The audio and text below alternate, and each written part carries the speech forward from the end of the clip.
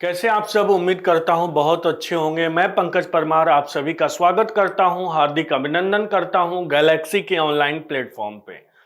उम्मीद करता हूं इससे पहले जो भी वीडियो आपने देखा है, देखकर समझा है, उससे आप अवश्य लाभान्वित हुए होंगे। इससे पहले हम समास पर बात कर रहे थे और जो भी वीडियो हमने आपके लिए बनाई है उसको अवश्य देखिए। देखने के बाद प्रश्नों को हल करने का प्रयास कीजिए। जैसे जैसे आप वीडियो को देखेंगे, प्रश्न हल करेंगे, तो आपको खुद ब खुद समझ में आ जाएगा कि आपने कितना समझा है। तो चलिए हम समास को आरंभ करते हैं, समास शुरू करते हैं। समास में हमने लगभग लगभग सब कुछ पढ़ा दिया था। लेकिन इसमें भी कुछ रहता है, तो सबसे पहले समास में हम कुछ रिवीजन कर लेते हैं। और समास में हमने आपको बताया भी था कि समास जो है ये क्या है। समास को हम संक्षिप्त करना बोलते हैं। क्या बोलते हैं? संक्षिप्त करना। और दूसरा प्रश्न तो ये पूछा जाता है कि समास के भेद कितने होते हैं, और अधिकांश विद्यार्थी इसी पे क्या होते हैं, कंफ्यूज हो जाते हैं कि समास के कितने भेद होते हैं। तो इसमें आपको कंफ्यूज बिल्कुल नहीं होना है। अगर आपसे पूछा जाता है, ध्यान दीजिए, क्या पूछा जाएगा? पदों की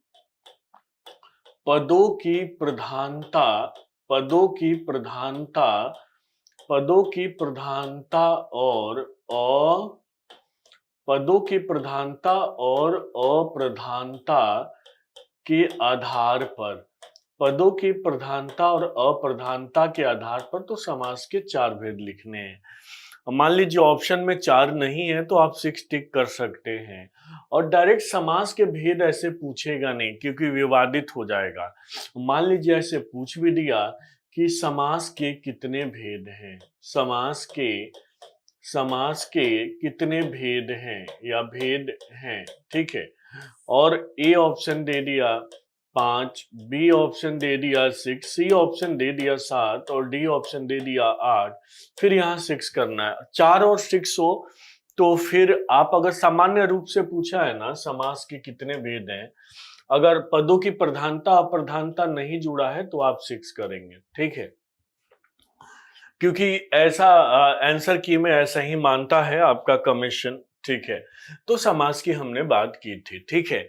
और समास में हमने आपको तत्पुरुष समास पढ़ा दिया था, तत्पुरुष पढ़ा दिया था। अब तत्पुरुष के बाद अब थोड़ा सा हम कर्मधारय के विषय में जानते हैं। कर्मधारय समास क्या है? कर्मधारय समास, ध्यान दीजिए। तो आप देख रहे हैं यहां हमने ये भी बताया था कि कर्म और धारय का अर्थ क्या होता है? धारण करना। क्या अर्थ होता है? धारण करना। क्या अर्थ होता है? धारण करना। यानी कर्म को क्या करना? धारण करना। तो भाई, अगर कोई व्यक्ति कर्म को धारण करता है तो उसकी विशेषता हो जाती है। तो कर्मधारय समास में आप देखेंगे कि विशेष्य, विशेष्य और विशेषण का संबंध आपको हर जगह दिखेगा। अगर यह नहीं दिखेगा तो उपमेय और उपमान का संबंध दिखेगा। क्या? उपमेय और उपमान का संबंध दिखेगा। अब आपको लगता होगा कि ये उपमेय उपमान क्या है, तो ये भी हमने बताया था कि उपमेय क्या है। कभी कभी तो डायरेक्ट पूछ दिया जाता है उपमेय किसे कहते हैं। तो उपमेय क्या है? उपमेय जिसकी, उपमेय क्या है? जिसकी तुलना की जाए, जिसकी तुलना की जाए वह क्या है? उपमेय है।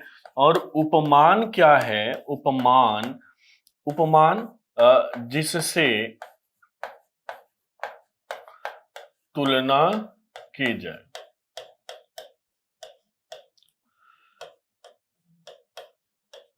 जैसे अगर चंद्रमुख है, चंद्रमुख, याद रखिएगा चंद्रमुखी नहीं होता। आप क्या लिख देते हैं? चंद्रमुखी। तो ये गलत है। क्या होता है? चंद्रमुख होता है। क्योंकि जब मुखी होगा ना तो इसका अर्थ होता है कि ओर। जैसे सूर्यमुखी, तो सूर्य मुख किसकी ओर है? सूर्य की ओर। और अगर चंद्रमुखी है तो मुख किधर है? चंद्र की ओर। लेकिन चंद्रमुख है तो चांद चंद्र रूपी मुख हो जाएगा। क्या हो जाएगा? चंद्र रूपी मुख, मैंने चंद्र के जैसा रूप है, बोलते ना चंदा है तू, सोना है तू, यानी कि चंद्र रूपी मुख है। तो अब यहाँ चंद्र क्या हुआ, मुख क्या हुआ? चंद्र जो है ये क्या है? उपमान है। क्या है? और मुख क्या है? उपमेय है। मेरी बात समझ गए? चंद्र क्या है? उपमान है। और मुख क्या है? मुख क्या है? उपमेय है। तो इससे यहाँ ऐसे भी प्रश्न पूछा जाता है। अगर कर्मधारय समास की बात करें ना, तो 4 तरीके से प्रश्न पूछे जाते हैं। कितने तरीके से आपकी परीक्षाओं में प्रश्न आएंगे? 4 तरीके के प्रश्न आएंगे। और देखिए कौन कौन से आएंगे। उप हो सकता है कि पहला पद उपमेय, ऐसे कर लेते हैं, थोड़ा और क्लियर कर लेते हैं। हो सकता है कि जो पहला पद हो, पूर्व पद विशेषण हो जाए। पूर्व पद क्या हो जाए? विशेषण हो जाए। और उत्तर पद क्या हो जाए? उत्तर पद क्या हो जाए? विशेष्य हो जाए। क्या हो जाए? उत्तर पद क्या हो जाए? विशेष्य हो जाए। दूसरा कंडीशन ये हो सकता है कि पूर्व पद पूर्व पद पूर्व पद विशेष्य हो जाए। पूर्व पद क्या हो जाए? विशेष्य हो जाए। और उत्तर पद क्या हो जाए? उत्तर पद विशेषण हो जाए। क्या हो जाए? उत्तर पद विशेषण हो जाए। एक कंडीशन ये भी हो सकता है कि दोनों विशेष्य हो। क्या हो? दोनों क्या हो जाए? दोनों विशेष्य हो। दोनों विशेष्य हो। और एक कंडीशन ये हो सकता है कि दोनों क्या हो? दोनों विशेषण हो। इन्हीं 4 तरीके से आपकी परीक्षाओं में प्रश्न पूछे जाएंगे, इससे अधिक नहीं पूछे जाएंगे, क्योंकि प्रश्न इसी तरह बनते ही हैं। क्या हमने बताया? जो प्रश्न बनेंगे इसी तरह बनेंगे। ठीक है, तो आप देख रहे हैं कि पूर्व पद विशेषण, उत्तर पद क्या है? विशेष्य है।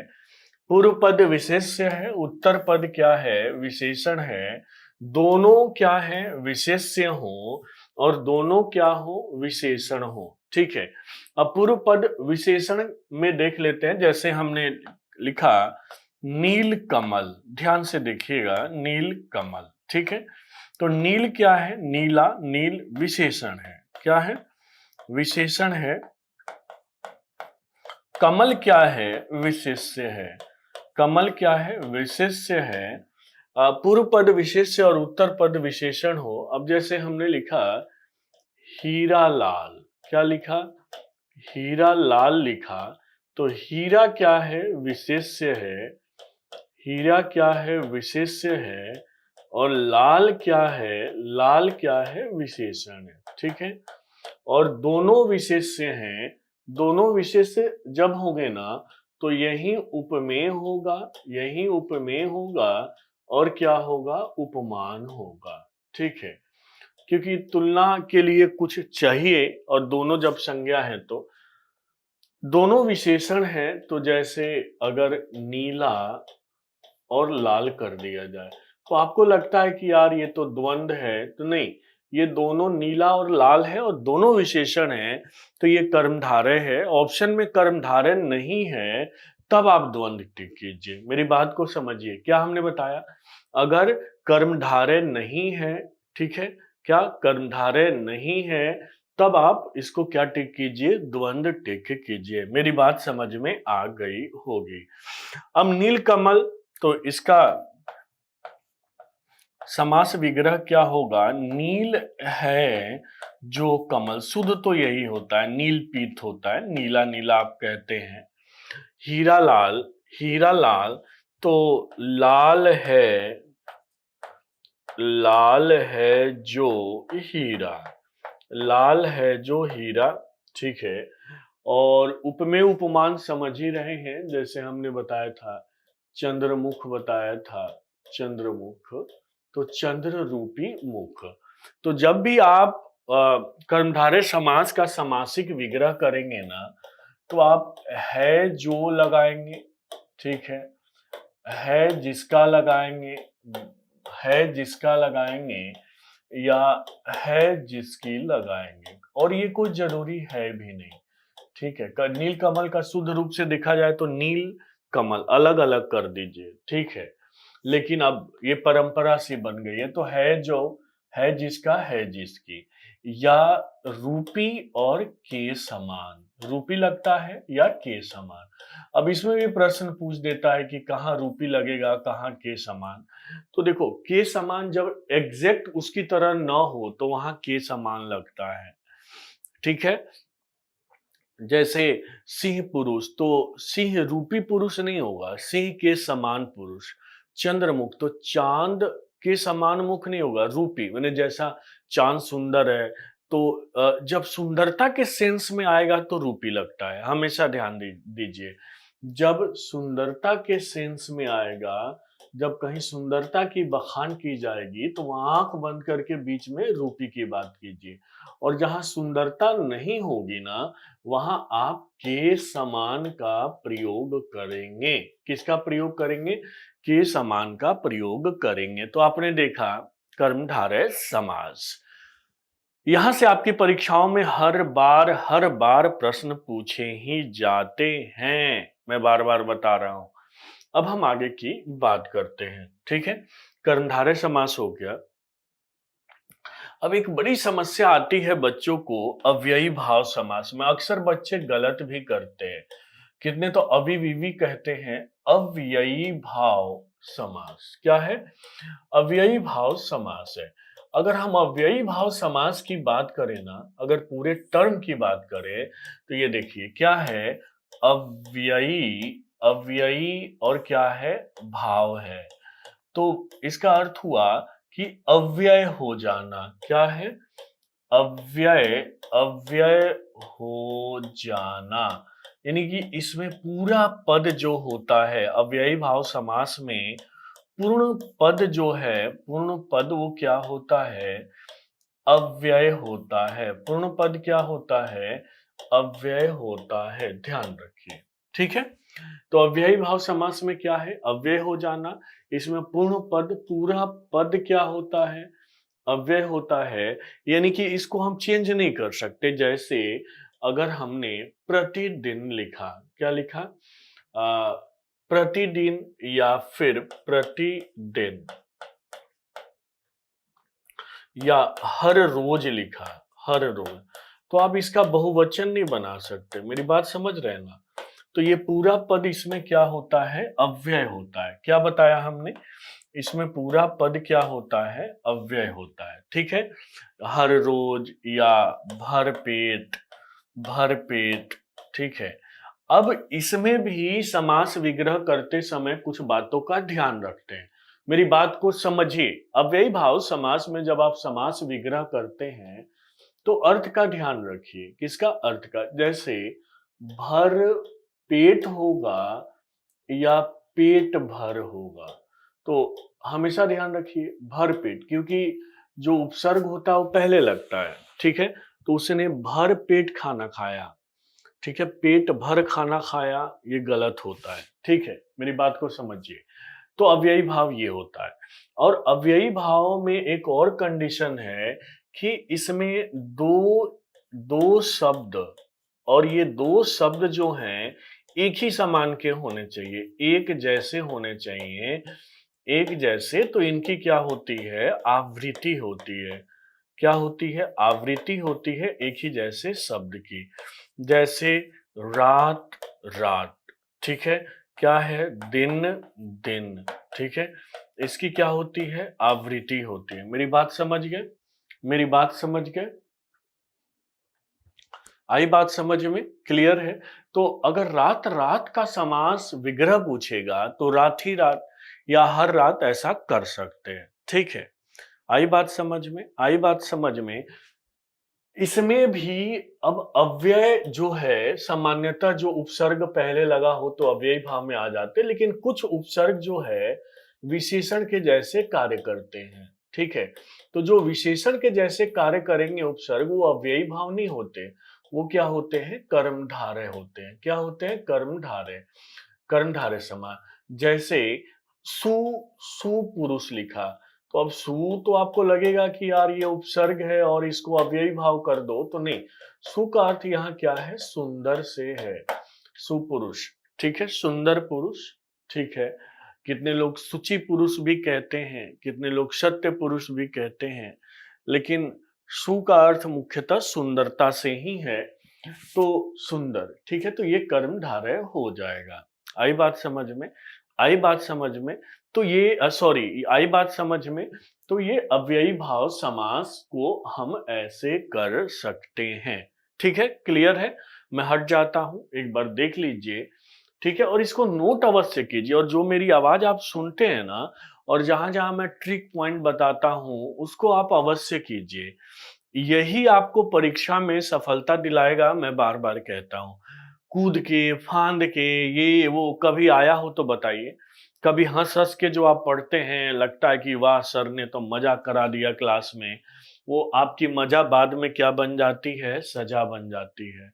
और ऐसी सजा जो मतलब जिसका भरपाई संभव नहीं है। तो अव्ययी भाव समास हो गया। अब अव्ययी भाव समास के बाद जो हम बात करते हैं, ठीक है, हम द्वंद्व समास की तो बात कर लिया था हमने। द्वंद्व भी एक बार रिवाइज कर लेते हैं हम। द्वंद्व समास, ये द्वंद्व शब्द होता है ना, ये आप शुरू से ये शब्द के विषय में परिचित हैं। बोलते हैं द्वंद्व युद्ध। ठीक है, मन में द्वंद्व चल रहा है, मतलब हाँ या ना, हाँ ना करे या ना करे। तो द्वंद्व समास भी यही है। इसमें हम निर्णय नहीं ले पाते किसको प्रीफर करें। कहीं कहीं निर्णय हो जाता है, लेकिन सामान्यतः निर्णय नहीं होता। जैसे माता पिता, हम पूछे किसको आप पसंद करेंगे, तो कंफ्यूज हो जाते हैं आप।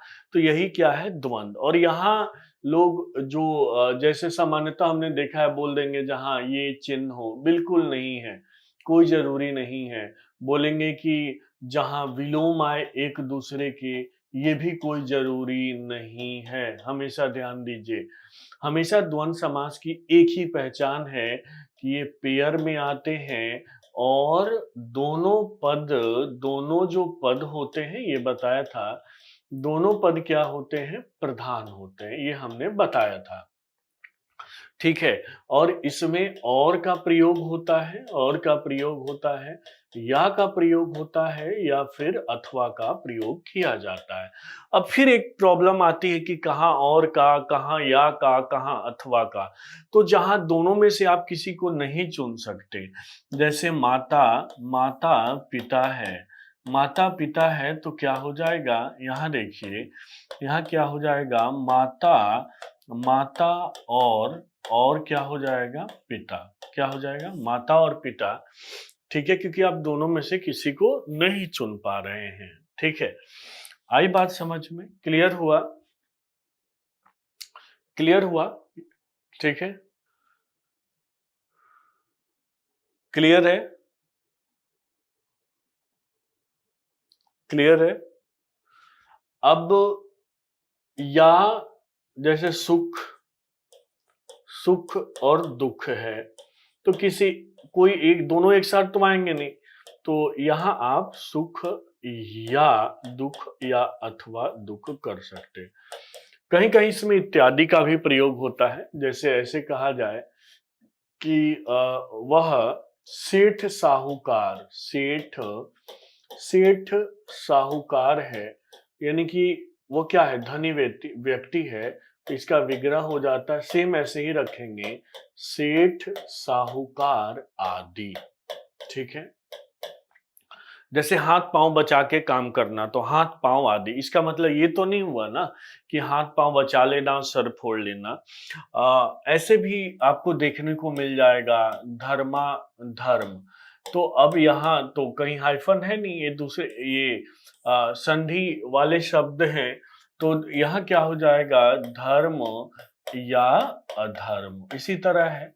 ठीक है, सुरासुर है, सुर और असुर है। ठीक है, सत्य असत्य है, कृष्ण अर्जुन है। ठीक है, तो द्वंद्व समास हमने बताया हुआ था, इसको कर लीजिए। इसको भी हम विभाजित करते हैं, जैसे एक शेष द्वंद्व है, इतरेतर द्वंद्व है, वैकल्पिक द्वंद्व है, समाहार द्वंद्व है। ठीक है, चलिए अब हम आगे की बात करते हैं। मैं बार बार कहता हूं कि समास को आप देखकर मत पहचानिए, समास को हमेशा अभ्यास करके पहचानिए। और जितना आप समास का अभ्यास करेंगे ना, प्रश्न धीरे धीरे धीरे धीरे इंप्रूव होते जाएंगे और कुछ समय बाद ऐसा होगा कि सामान्यतः बहुत कम चांस हो जाएगा कि आपके प्रश्न गलत हों। अब देखिए, हमने बताया था बहुव्रीहि समास को, ठीक है? बहुव्रीहि व्रीहि समास, ठीक है? बहुव्रीहि। अब यहाँ 2 शब्द हैं, एक शब्द है बहु और दूसरा है व्रीहि, ठीक है? तो बहु का अर्थ क्या होता है? बहुत। क्या होता है? बहुत। और व्रीहि का अर्थ क्या होता है? चावल। जब आप प्राचीन इतिहास पढ़ेंगे और उसमें प्राचीन इतिहास में आप वैदिक पीरियड पढ़ेंगे, वैदिक संस्कृति पढ़ेंगे, तो आप देखेंगे कि वहाँ चावल को क्या कहा गया है? व्रीहि कहा गया है। तो अब संस्कृत तो वहीं से है, और समास और हिंदी पे तो संस्कृत का प्रभाव है ही, नकारा तो जा नहीं सकता भाई, संस्कृत से ही जन्म है हिंदी का। तो भाई बहुत चावल किसके पास होता है? तो अब आपके दिमाग में आएगा कि सर बहुत चावल या तो किसान के पास होगा या फिर दुकानदार। तो यानी कि दोनों शब्द मिलकर किसी तीसरे का सृजन कर रहे हैं। तो बहुव्रीहि समास यही है, दोनों मिलकर किसी तीसरे की ओर संकेत करते हैं। तो अब इसको कहा गया कि इसमें दोनों पद क्या होते हैं? दोनों पद अप्रधान होते हैं, बस यही परिभाषा है। आप इसमें एक्सटेंड मत कीजिएगा कि दोनों पद अप्रधान होते हैं और तीसरा पद प्रधान होता है, ये बिल्कुल गलत है। दोनों पद क्या होते हैं? अप्रधान होते हैं, और दोनों पद मिलकर मिलकर ठीक है, तीसरे का सृजन करते हैं, मतलब निर्माण करते हैं भाई मिलके। तो अब इसका अर्थ ये कहना कि यह प्रधान हो गए तो ये थोड़ा सा अजीब लगता है, लेकिन परिभाषा यही है। अब होता क्या है, जब तीसरा शब्द आता है तो ये दोनों अपना अस्तित्व खो देते हैं, ठीक है? तो कहा जाता है ना कि जब हम दो लोग मिलकर, दो लोग हैं और तीसरे को कुछ दे दिए तो हमारी तो जो इम्पोर्टेंस है वो खत्म हो गई। सामने वाला टेढ़ा होने लगता है कि यार मैं ही सब कुछ हूँ, जबकि उसके पीछे किसका योगदान है ये तो देखता नहीं। तो सेम व्याकरण में भी यही है, ठीक है? दोनों पद क्या होते हैं? अप्रधान होते हैं। दोनों पद मिलकर तीसरे का क्या करते हैं? सृजन है। इससे ज्यादा इसका परिभाषा नहीं है। एक बार फिर ध्यान से सुन लीजिए, दोनों पद अप्रधान और तीसरा प्रधान आपको बिल्कुल नहीं लिखना है, लिखेंगे परीक्षा में गलत हो जाएंगे, ठीक है? अब इसमें सामान्यतः आप याद रखिए कि जो भी लगभग लगभग पर्यायवाची होते हैं, पर्यायवाची होते हैं वही आते हैं, सामान्यतः बताया है, सब नहीं आ सकते। जैसे मान लीजिए हमने नीलकंठ लिखा, तो नीलकंठ शिव का पर्यायवाची है, तो आ जाएगा इसमें। नीला है कंठ जिसका अर्थात शिव, ठीक है? नीलकंठ हो गया। चंद्रभाल हो गया जिसके माथे पे चंद्रमा हो, शिव हो गया। चंद्रशेखर हो जिसके माथे पे चंद्रमा हो, शेखर का अर्थ चंद्रमा होता है। चंद्रमौली है, चंद्रमौली। शशांक, ठीक है? ये सब क्या है? तो ये सब शशांक, शस्य अंक, शशांक किसको कहते हैं? चंद्रमा, ठीक है? चंद्रमौली शिव को। और शशिधर होगा तो क्या होगा? शिव, ठीक है? तो ये सब किसमें आते हैं? बहुव्रीहि समास में आते हैं, और यहीं से प्रश्न पूछा जाता है। मेरी बात को समझ रहे होंगे, एक बार देख लीजिए। मेरी बात को समझ रहे होंगे, तो बहुव्रीहि समास से हमने देखा है हर वर्ष या तो बहुव्रीहि से प्रश्न आता है। हमने क्या बताया? या तो प्रश्न बहुव्रीहि से आपको देखने को मिलेगा, या तो प्रश्न आपको बहुव्रीहि से देखने को मिलेगा, या तो अव्ययी भाव समास से। और देखते हैं, समझिए। कुछ और भी समास हैं जिसको हम समझ लेते हैं, वो अन्य भेद में आ जाते हैं, ठीक है, थोड़ा सा आप ध्यान रखिएगा। जैसे एक है मध्य, मध्य पद, मध्य पद लोपी, मध्य पद लोपी तत्पुरुष समास। मध्य पद लोपी तत्पुरुष समास है। अब समझिएगा इसमें मध्य पद लोपी तत्पुरुष समास है क्या। इसमें मध्य का पद, मध्य मतलब मध्य का अर्थ क्या होता है, बीच का, ठीक है, बीच का पद जो है, पद वो क्या होता है, लोप हो जाता है। लोप का अर्थ क्या होता है, छुप जाता है, ठीक है। अब मध्य बीच का पद क्या होता है, लोप हो जाता है, ठीक है। अब और चिन्ह के साथ साथ जो कारक के चिन्ह होते हैं, तो चिन्ह प्लस मध्य पद का लोप। आई बात समझ में। तो चिन्ह प्लस मध्य पद का लोप हो जाता है, ठीक है, मध्यम पद लोपी तत्पुरुष समास में। जैसे मधुमक्खी। अब इस पे बच्चे इतना गलत करते हैं ना, मधुमक्खी, ठीक है। आप दोनों ख मत कर दीजिएगा, बीच वाले दो एक साथ नहीं आते, सेकंड जो वर्ण है। मधुमक्खी, अब कितने बच्चे करेंगे इसको, मधु की मक्खी। क्या ये मधु की मक्खी है?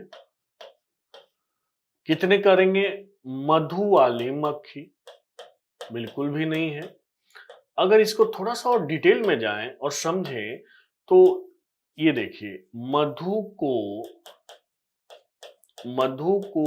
एकत्रित, मधु को एकत्रित करने वाली मक्खी, ये ज्यादा सही है, ठीक है। तो यही हो जाएगा और मध्य पद लोपी तत्पुरुष समास में आ जाएगा। अगर मध्य पद लोपी तत्पुरुष समास नहीं है तो फिर तत्पुरुष समास उत्तर होगा, ठीक है। उसी तरह वन मानुष हो गया, रेलगाड़ी हो गया, रेलगाड़ी। अब रेलगाड़ी का क्या हो जाएगा, रेल पर चलने वाली गाड़ी क्या कहलाती है, रेलगाड़ी कहलाती है। आई बात समझ में। तो ये भी क्या हो जाएगा, मध्य पद लोपी तत्पुरुष समास हो जाएगा। क्या हो जाएगा, मध्य पद लोपी तत्पुरुष समास हो जाएगा। तो इसको नोट डाउन कर लीजिए, लिख लीजिए, ठीक है।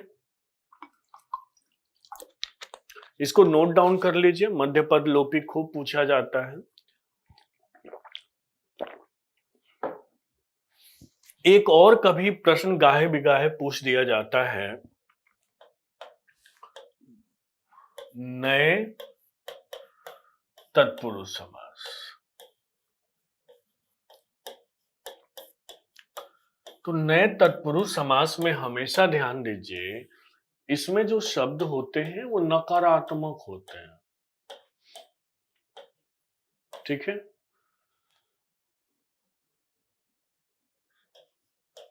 नकारात्मक होंगे। और जैसे असत्य है तो बस इसका एक ही विग्रह कर दीजिए, न सत्य, न लगा दीजिए। अधर्म है, न धर्म। अनपढ़ है, न पढ़। मेरी बात समझ में आ रही होगी। तो आप देख रहे हैं कि नए तत्पुरुष समास में केवल हम किसका प्रयोग करते हैं, किसका करते हैं, नए तत्पुरुष समास में हम किसका प्रयोग करते हैं बताइए, निगेटिव, निगेटिव सेंस का हमेशा प्रयोग करेंगे और विग्रह करते समय न का प्रयोग करेंगे। इस पे आपको ध्यान रखना होगा। नए तत्पुरुष समास क्या है, फिर समझिए, नए तत्पुरुष समास क्या है, नकारात्मक है, निगेटिव सेंस है, ठीक है। ठीक है यहां तक।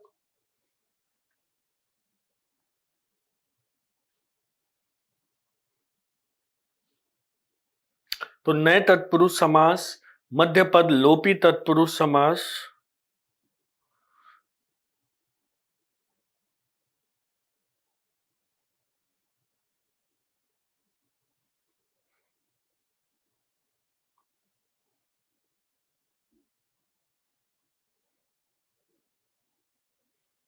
ठीक है, अब हम आगे बात करते हैं। ठीक है,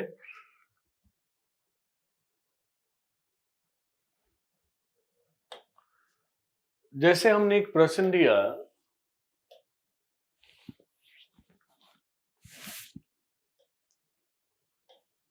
क्रोधाग्नि, क्रोधाग्नि का समास विग्रह है। क्रोधाग्नि का समास विग्रह है, ए ऑप्शन दिया, ए ऑप्शन दिया अग्नि रूपी क्रोध, और बी ऑप्शन दिया क्रोध रूपी अग्नि। अब देखिए कितने लोग इसको करेंगे अग्नि रूपी क्रोध, बिल्कुल गलत है, क्रोध रूपी अग्नि। क्योंकि क्रोधाग्नि शब्द जो है ना, जैसे कृष्ण ये शिव ने कामदेव को क्रोधाग्नि से भस्म किया, अर्थात उनका क्रोध किस रूप में परिवर्तित हो गया, अग्नि के रूप में, और अग्नि क्रोध बन गया। तो क्रोध रूपी अग्नि, क्रोध निकला, अग्नि बन गया, जाके भस्म किया। तो बी सही है। ठीक है, अब देखिए एक और हम बता रहे हैं, जैसे हमने लिखा सप्ताह। ठीक है, और ए ऑप्शन दिया सात, सात दिनों का, सात दिनों का समूह, और बी ऑप्शन दिया सात अहनों का समूह। अब इसमें लोग क्या करेंगे, तुरंत 7 दिनों का समूह कर देंगे, जबकि ये क्या है, गलत है। अगर ये ऑप्शन में दिया है तो, अगर नहीं दिया है तो 7 दिनों का समूह आप कर सकते हैं। तो 7 अहनों का समूह, अहन का अर्थ क्या होता है, दिन होता है। और मैंने क्या बताया था कि जो शब्द यहां है समास में विग्रह में लगभग वही शब्द रहते हैं, आप परिवर्तन इसको नहीं करेंगे। अगर करेंगे तो फिर ऑप्शन गलत हो जाएंगे।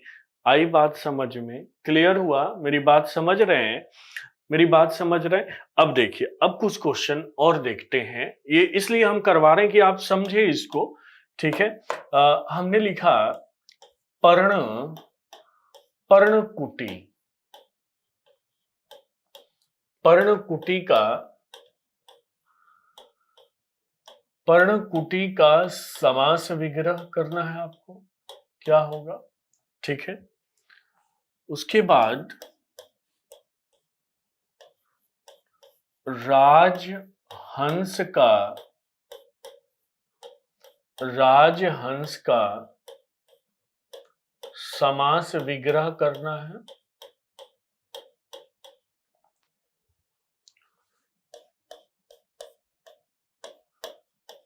हैदराबाद का समास विग्रह करना है। हैदराबाद का क्या करना है, समास विग्रह करना है।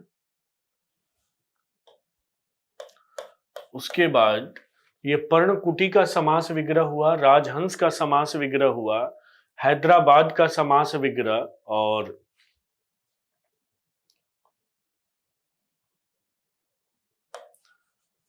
भूखंड,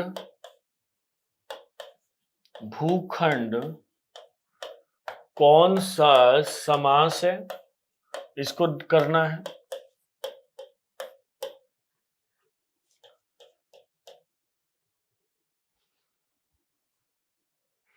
इसको कीजिए, देखते हैं क्या उत्तर होगा।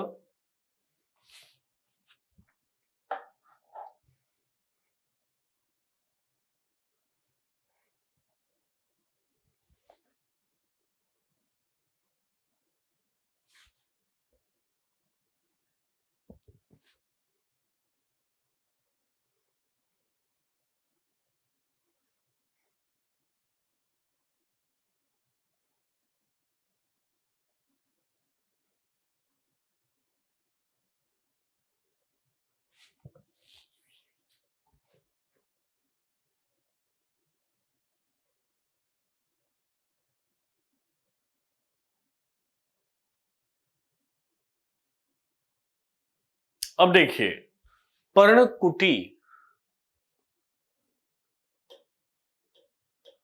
पर्ण होता है पत्ते से, पर्ण से बनी हुई कुटी, कुटिया, झोपड़ी, राजहंस, हंसों का राजा, हैदराबाद, हैदर के द्वारा आबाद, भूखंड, भूमि का खंड। आई बात समझ में? तो हैदर के द्वारा आबाद, हैदर के द्वारा बसाया गया। तो देखिए, जब भी आबाद शब्द आ जाए ना, हमने बताया भी था, जैसे अहमदाबाद, दौलताबाद, गाजियाबाद, इसका मतलब होता है आबाद, जिसने बसाया उसी के नाम पे होता है। जैसे गाजियाबाद, तो गाजी के द्वारा आबाद, हैदराबाद, हैदर के द्वारा आबाद, याद रखिएगा। भूखंड, अब यहां आप देख रहे हैं तो ये तो देख के तुरंत आप क्या टिक कर देंगे? द्वंद टिक कर देंगे, हाइफन रे हाइफन द्वंद टिक करो, तो ये गलत हो जाएगा। ठीक है, मैंने क्या बताया कि हाइफन देख के तो द्वंद टिक करते ही नहीं है। हमेशा समास की पहचान मैं बार बार बताता हूं, विग्रह करके की जाती है। ठीक है, तो आपने ये देख लिया। थोड़ा सा अब हम कर लेते हैं, ऐसे भी हमने बताया था, देख लेते हैं। अगर आपसे पूछे 1 2 3 4 5, ये कौन सा समास है? 1 2 3 4 5 कौन सा समास है? तो बताइएगा।